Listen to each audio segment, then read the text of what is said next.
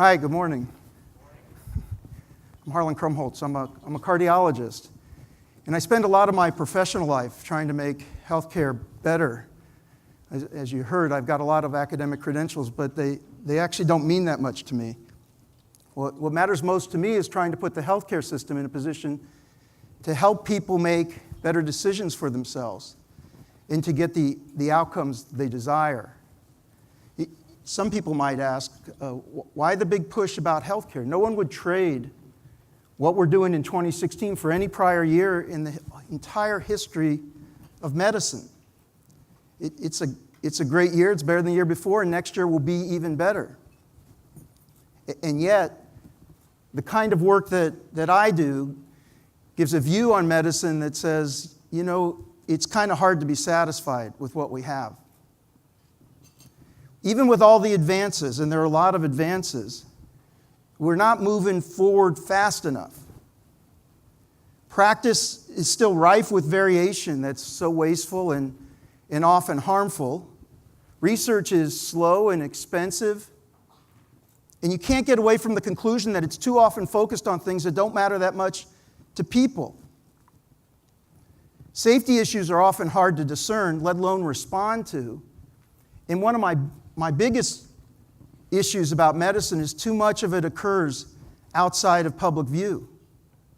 There's not enough transparency. About 2 years ago, I took a step back and tried to contemplate what big thing would be likely to have the most profound impact on the future of medicine. What was most stifling our progress? What was it that was most undermining our ability to truly serve people? I reflected on this for a long time. I was looking for the choke point. At this point in my career, I wasn't looking to find small issues. I was trying to figure out what was it that had to fundamentally accelerate our ability to generate knowledge, deliver it, and provide the personalized care that people need. And as I looked for that choke point, one day I saw it there in front of me. And I realized that we weren't going to make the progress we could unless we adequately addressed it. The choke point? Data. Data. Not a surprise to anybody in the room. But the central problem was that we lacked the data we needed to support clinical practice, to propel research discovery, and to strengthen safety monitoring and response. Now, we all know data by itself isn't going to be sufficient, but it's entirely necessary.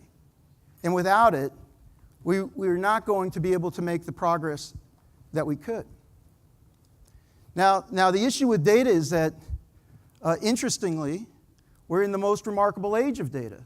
We're in an age of digital data, and the most remarkable transition of medical information into digital form that the world has ever seen. And yet what we've got are data holders who share data with business associates, but it often doesn't go much farther than that. And that for patients, it's sort of like the verse from the Rime of the Ancient Mariner, water, water, nor drop to drink. It's all around, but actually isn't in a form and isn't in an ability for them to use. Now, I want to say when I looked at this, I said to you, it was in front of me. Well, it was in front of me on my clinical rounds when I saw that more than half of the patients were missing essential data that existed in other databases that could not be available to the clinical teams. This missing data was compromising their care, leading to excess testing, increased expense, and often elevating their risk. Now, getting that data was often a fool's errand. Anyone here who's tried to do that on rounds, try to track down somebody's records, you know what that entails. And then in the times that we were successful, in those times when we decided not just to repeat everything, but actually try to get the data that existed, in those moments, we would celebrate, and then the data would come, wait for it, by fax. I don't know if any of you know, but on all of our wards, we have fax machines. Actually, I think it's the only place you can find fax machines. I don't know, I think the people selling the fax machines to the hospitals are the only people still selling fax machines. But that's how it comes. So it was in front of me on clinical rounds. It was in front of me in my research. When I would watch the heroic efforts by my staff to contact people for follow-up information and have to track down their information at the places where they were receiving care, convince them they were in our studies, send them information confirming that, and ultimately then we would be receiving that information mostly by fax. And we would get the medical record summary, which would be adjudicated. And I think that brute force, that effort, that cost would bring delays and grind the research to a crawl. But this is general operating procedure, standard operating procedure in research all around the country. This is how clinical research gets done. Highly inefficient. I saw it in front of me when I was working with the FDA and industry partners around issues of drug and device surveillance, and I saw the near impossibility of bringing together the data we need to understand how these drugs and devices are actually working in real-life practice. Frustration, the difficulty, and the final result that the public, the regulators, our government, industry, have no real idea about the real-world experience with these things because it's so hard to get the data that's most relevant to be able to assess the performance.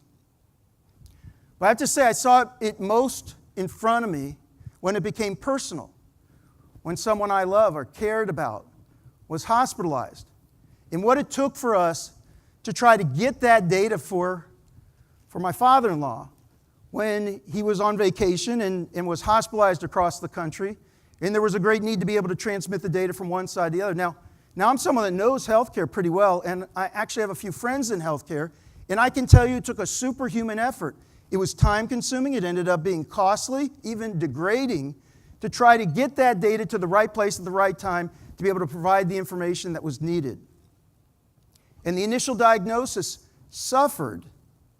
There was actual misdiagnosis because unable to compare the results of the MR with previous MR that had been done. So living that, seeing it, but then trying to get that data back, and by the way, these are all famous, prominent organizations, trying to get that data to his home institution after he'd been discharged. He's doing fine today, but getting that information back has also been an ordeal. In fact, we've practically given up. And we were only able to finally get the information, and it's some of it. And I wanted to just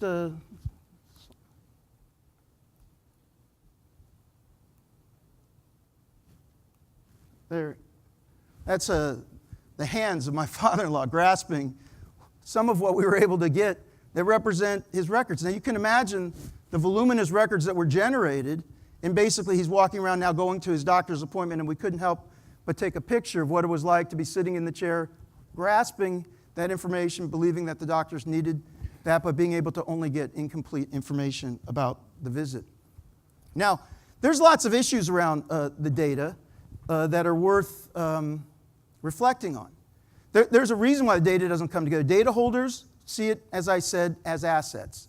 So they're avid for it. I can tell you, in fact, the leader of a very major healthcare system said this to me confidentially on the phone. I'll share it to you, but I won't tell you who it was. But I can tell you that you would recognize the name and the health system.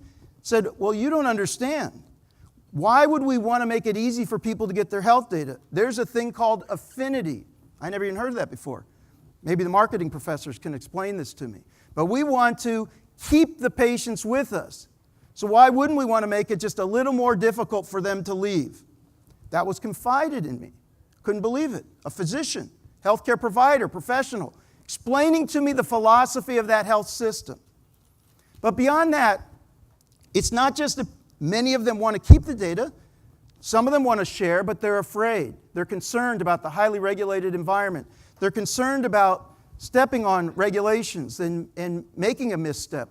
They're also not seeing a great demand, and they're also wondering what it would take to invest when they've got other things on their plate right in front of them that lead them to operational imperatives within their own organizations. So it becomes deprioritized. Now there's another issue. as I found. Because my first move was to say, why not go to the data holders and see whether or not can communicate and improve this situation? But I soon began to appreciate that none of the data holders actually holds any coherent longitudinal record. Everybody in the health system who's a data holder to date has only fragments of information, episodes of care. Even when it's de-identified, even when 200 million records end up in Truven and now in IBM, those are largely fragmented episodes of care that don't provide the full picture. Nobody has the full picture. Nobody can see the entire longitudinal care. And that's a problem, let alone nobody has much of what you're interested in, patient-reported or patient-generated data, because that's usually out of reach of most of the clinical data holders. So we have problems that many want to hold it. Those that may want to share it are concerned about the highly regulated environment and not sure how to do it. And then you've got the additional problem of even if they did it, each one of those data holders is in a position where it's fragmented. So, I studied this problem further. I said, well, I don't know. This seems like it's intractable. That's why we're in the state that we're in. But it occurred to me that what if the solution was the person, the patient? I mean, people have talked about this before. We've never really been able to succeed at it. But if you really have an end goal of saying what we want to be able to do is constitute a coherent longitudinal record, why couldn't it be coalesced within an individual? Now, for many years, people have talked about a personal health record, but it never really took hold. But we've never been in the position where we are now, and I'm not actually talking about just a personal health record, but a platform for an individual where the control of the information accrues to that individual and empowers them and puts them in a position of strength. So I thought about it, and I thought, nah, that'll never work. I mean, have you tried to get your records? I mean, I told you we've tried to get records. I mean, do you know what it's like? Usually, you have to go in the basement. You've got to talk to people who are still in a 1950s mindset about medical records, are really skittish about the regulatory issues, and are ultimately offering you paper copies at our place, 39 cents a page, up to $400 for the chart. And if you're hospitalized, you have more, you'll have to come back again and go through the entire process again. And in many places, there's no electronic way to make this request. You have to show up in person or with some certified letter, and it's changed and different in every place. It's a Kafkian adventure to try to get your medical records in any sort of coherent way. But I wasn't ready to give up. I still looked at this and said, every time I kept coming back to the idea that the only thing that makes sense in the end is for people to have some agency over their own data and for it to coalesce in a place where it can be longitudinal and that their generated and reported data could flow to it. So this is the world turned upside down part of this talk. The world turned upside down, that was the title I gave the talk. This comes from a British ballad that was been made famous, many of you may know, in the remarkable musical Hamilton, which it said that this tune was played by the British after they surrendered at Yorktown in 1781. Cornwallis surrenders. And it's symbolic of a time when a group of people stood up to an almost omnipotent power and against all odds were able to overcome the challenge. And so why do I bring it here? Well, we're not nearly in that same situation, but I can tell you there's a piece of medicine that has a certain hierarchy to it. Well, let me just say there's a certain omnipotent power associated with it. There's a sense that people in the system need to be taken care of in a paternalistic way, that they are subjects, in fact. We call them subjects in our studies. We make decisions often for them as much as we want to talk about shared decision making. We deprive them of a lot of rights. We tell them what to wear in our hospitals and we tell them how to act. And if they don't obey us, we tell them that they're non-adherent or non-compliant. I know this. I know the tradition of medicine. After all, I'm a doctor. I'm very familiar with it. but I also see it reflected among the data holders, which are part of the medical system. How easily is it to get your data? What are they exposing to you on the portals or other means by which you can see some of the data? Are you seeing the notes? Open Notes is something that's growing, but how many places have embraced the idea that you have a right to see all your data, to be able to use it and move it? I see that when I've talked about this, I've heard people say, but the doctors are going to be concerned if people get all their data and see what's going on. If there's increased transparency, people are expressing concern that this will happen. And yet we all know in the next era of medicine, it's going to change. And I can tell you the thing about this that's interesting is, it's not a technological problem. It's a cultural problem. It's a cultural problem that's holding things back. So what would you need to make this work? What if it could be that, what would we have to do? Well, we'd have to maybe get you rights. We'd have to give you rights to your data. What would we have to do? We'd have to march on Washington maybe. We'd have to make it so that you could get your data and that we could enforce those rights and make sure the data could be transmitted to you. We'd have to make it so it could be transmitted electronically and that you could get all of your notes and that you could coalesce them. I mean, I don't know, how many years would that take for us to be able to accomplish that? But maybe we could do that together. But you know the key thing about this is? Anybody know? You have that right. That right exists. The right to health information is clear. There's some ambiguity about who owns your data. There is no ambiguity about your ability to access it and to access it electronically. What does ONC say about your rights? You have a right to receive your health records, including medical and billing records. You have a right. This is Office of Civil Rights stuff. This isn't like, gosh, it'd be great. We really hope some people are able to accomplish this. This is a right that every American has. But more than that, if they are held in electronic format, the data holder must provide it in the electronic format you request, if it's readily producible. Now, I don't know if you know, but most places in Boston and around the country now have data in electronic format. You may have noticed that. And actually, it's in formats that you could easily use. So think about this. If they're held in electronic format, that's everything. Notes, everything. Data holder must provide it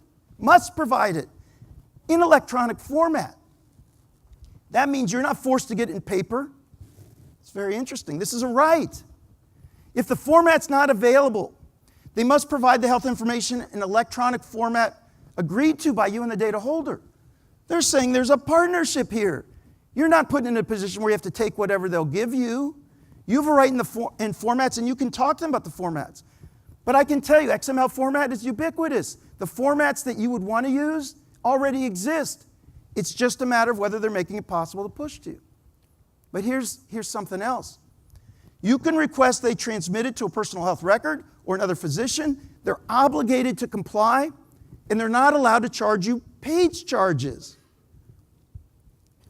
I can tell you that around the country, almost no health institution is even aware of these rights, let alone making it easy for you to express these rights. But I can tell you we're on the cusp of a change, because this is the solution to the absence of any clear longitudinal record. And when my father-in-law was hospitalized, it should have been seamless to request his records get transmitted there and transmitted back. And we still shouldn't be waiting for it, and it still shouldn't be nearly impossible to get it done. And I will tell you that this is about to change. Now, one of the reasons that this is about to change is because of a federal research initiative, the Precision Medicine Initiative. They may have heard about this.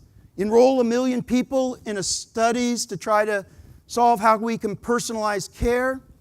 This is a favorite project of the president. And I can tell you, Obama has studied this. He's invested in it. He knows about it. He cares about it. And it's likely to be continued to be supported. It's got bipartisan support. Now, this initiative has been focused almost exclusively on the issue about genomics and the future of science. But the truth is, the real revolutionary part of the Precision Medicine Initiative was the fact that it put people in the middle with their data. The concept in the Precision Medicine initiative that was introduced was one of Sync for Science. Now, you may have heard this, thought it was a bit jargony, not quite sure what it means. What this means is the Precision Medicine Initiative said, we are going to be we're going to run this, where people are going to get their data and sync it to the research database. And when we generate data, we researchers, we're going to sync back. We're going to respect people as data holders. We're going to reinforce their rights to their data. And we're going to make it possible for them to participate in an unprecedented national research project. The collateral benefits of this project, I can tell you from my perspective, is it's going to be a game changer. Because now we're going to start respecting the idea that people can get their data, and you've now got the president behind it. Right on the heels of this is what? The moonshot. Biden's, legacy project that I can tell you he's not going to let go of. That is also going to be on the heels of this, respecting individuals, moving data. You already hear Biden talking repeatedly about the notion that we should be sharing data, and part of that is the idea that people should be in the middle of that. This is going to not only have the benefits of increasing transparency, raising professionalism, changing the culture from thinking about people as passive patients to engaged partners who actually have their data and carrying it, can share it, can ask for other opinions, can work with others about it. It's going to have all of these benefits. Now, I want to share with you the fact that once I saw the problem and I realized what needed to be done, I had this idea about whatever was created as tools to make this happen had to have certain properties if they were going to be most successful. They had to be a real information fiduciary for the patient. They had to have privacy policies that say, we're not selling data behind your back as a business model. They had to be built with UI, UX so that they weren't going to increase disparities or the digital divide, but find ways to communicate and be easily used by people across a spectrum. They had to have no borders so that if you were on one system and you wanted to move to another, the business model wouldn't be you're sort of stuck here because it's too much energy to move, because that would be entirely self-defeating and would just replicate the problems that we have in the systems all along. So I will tell you that not seeing that, I founded a company with some talented individuals to try to set the bar and to try and looking for others to join, let others compete if they want, called Hugo. And I'm sharing it with you because I'm saying this is where I think we're going to go. Not as a personal health record, but as platforms that enable people to easily, automatically be able to acquire, aggregate, organize, and harmonize their data and be poised for sharing as engaged partners, for there to be greater transparency and a change in the perspective of the way in which medicine is developed and will be in the future. And I believe firmly that this will be the future, that the actual format of the data is going to become more and more commoditized. We'll need to more and more honor and respect people with their data and provide the kind of opportunities they need in order for them to be successful. I believe this is going to have amazing benefits across the spectrum. And I'm excited to be part of it, and I look for others to join. I mean, to be part of this effort to create more tools. And as people have their data, I think what you'll see are apps and other connected health types of opportunities that are available to people. Now, as I end, I just want to tell you, I promise you, friends, colleagues, kindred spirits out there, I promise you that the future of medicine is going to be about engaged partnership with people, not about passive patients. It's only a question of how long will it take for us to get there. You only have to see how the generations younger and younger interact with technology and their avidity for information and the way in which they work to see that the decentralization of health, the flow of information, the democratization of data are trends that will not be able to be resisted. I believe that work like this, we're going to put people in that position, that people with their data will be strong partners, they'll be able to help themselves and others, pay it forward, be part of the research infrastructure, help make our society better, and I think it will be healthcare turned upside down. but all the better for healthcare. And I hope you'll join me in trying to make this happen. Thank you very much.